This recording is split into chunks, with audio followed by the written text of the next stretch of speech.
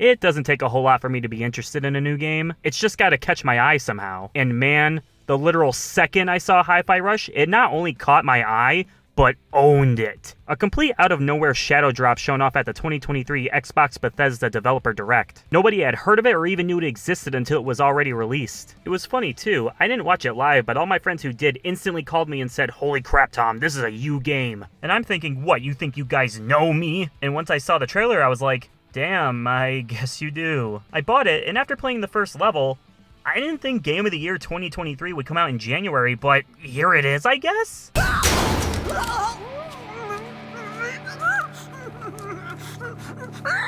Hi-Fi Rush was developed by Tango Gameworks, who were known for making the Evil Within duology and Ghostwire Tokyo. I say were because while none of these games were bad by any means, they weren't really big hits. Hi-Fi Rush, on the other hand, looks to be their first really big breakthrough title. The game was directed by one John Johannes, who had joined Tango Gameworks during its formation, so his only experience was working on their previous games, which included directing The Evil Within 2. According to Johannes, the pitch for Hi-Fi Rush went something like this. Remember that scene in Shaun of the Dead where they're fighting to that Queen song? Wouldn't it be cool if there was a game that played like how that scene felt? And just like that, BAM! Hi-Fi Rush began development, and 5 years later, with absolutely no leaks somehow, it was released for the Xbox and PC, as well as being a part of Xbox's Game Pass program. Is it any good? Well, Hi-Fi Rush, a $30 to $40 shadow drop game that is also available for a subscription service, outsold another recent release, Forspoken, a $70 AAA big-budget super title that had marketing for the last few years. So yeah, it's pretty damn good. Whew. Pretty rockstar move, Chai. In Hi-Fi Rush, you play as Chai, a wannabe rock star who was looking to get a cool robot arm but didn't account for his first-gen iPod being dropped onto him right before the procedure. After being released, he finds that along with his robot arm coming with a magnetic pole good for picking up trash, his iPod is now a part of him. As a result, the whole world is moving to the beat. Machines, items, the resonance, literally everything. But since this wasn't intended, Chai is marked as defective and is being pursued to most likely be decommissioned. So Chai, along with some other outcasts he meets along the way, look to evade the oppressive Vandalay megacorporation while simultaneously discovering a sinister plot behind the scenes. Saturday Morning Cartoon doesn't even begin to describe the mood that this game has. Everything, from the art style, character designs, personality, everything just screams TV show that does not exist. For one, Chai is an incredibly charming protagonist. He was somewhat designed after Scott from the theatrical version of Scott Pilgrim vs. the World, another Edgar Wright film, go figure. He's kinda dumb, but in the not caring enough to try and think sort of way. Takes the most obvious path every time, even if it gets his ass kicked. And the mid-20s wannabe rock star is just a fun character type to follow. He kinda reminds me of a shonen protagonist like Luffy. Does the dumbest shit, but always seems to find a way out of it. Look, man, I think we have more in common than we do apart. How about...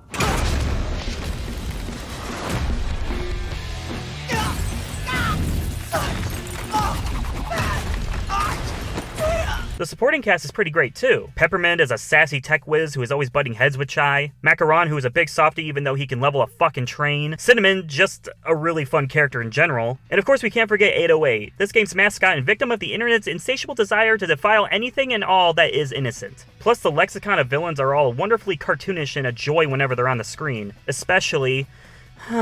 Corsica.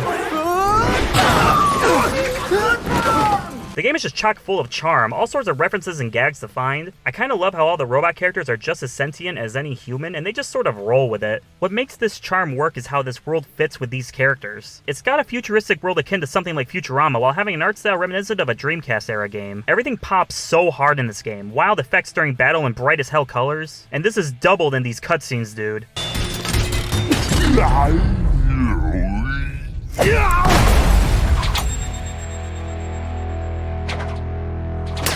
Speaking of stylish, that's the only way to describe the gameplay here. Hi-Fi Rush is a hack and slash game mixed with a rhythm game. That is to say, everything that happens during combat is going to happen on the beat regardless of how you input it. The goal is to time your actions with the beat of the song for smoother attacks as well as score bonuses if you're looking to get S ranks on all the missions.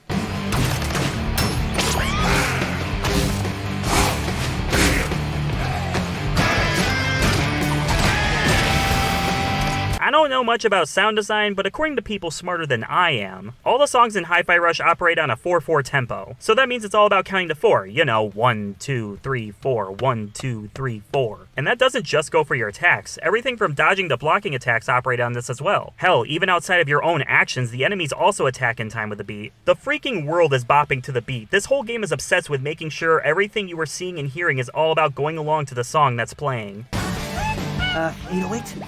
Hi, guys.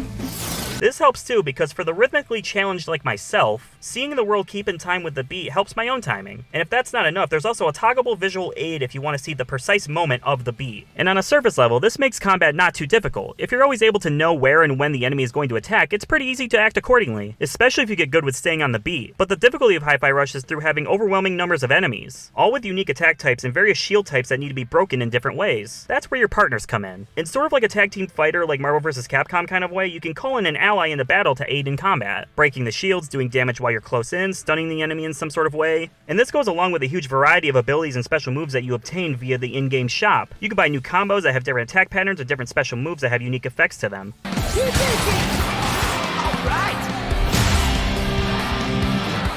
With so many abilities to obtain, there is an incredibly generous feature where you can buy any given move and use it, and if you wind up not liking it, you can refund the move at full price. This allows for experimentation and makes it so you can find what playstyle best suits you. Plus, you can buy chips to enhance your abilities or allies' effects. The variety of abilities you have with your team really makes every battle feel so alive. Each enemy works so well with this gameplay system without it feeling too easy at any points. Maybe the early game's a little easy, but once you get to the first boss, man, this has to be one of the most effective first bosses in any recent game I've played. And to be honest, a lot of it is thanks to the choice of music here. Whoa!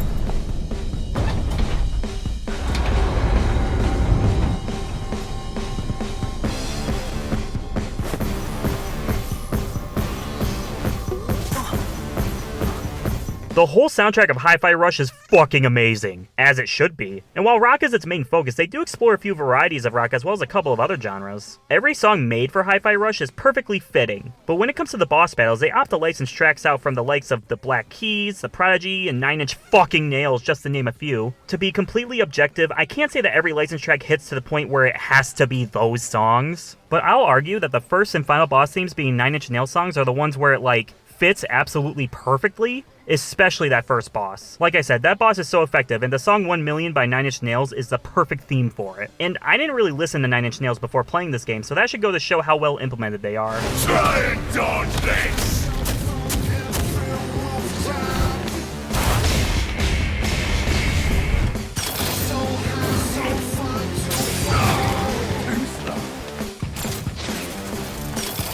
Now, as we know, licensed music in video games makes it really hard to stream said game or upload content related to it, since copyright claims are a real issue in today's internet market. Fortunately, Tango thought ahead and implemented a streamer mode that switches any licensed track for a fully original song to the game. And man, these songs are just as good, in some cases better, than the licensed tracks. Try and dodge this!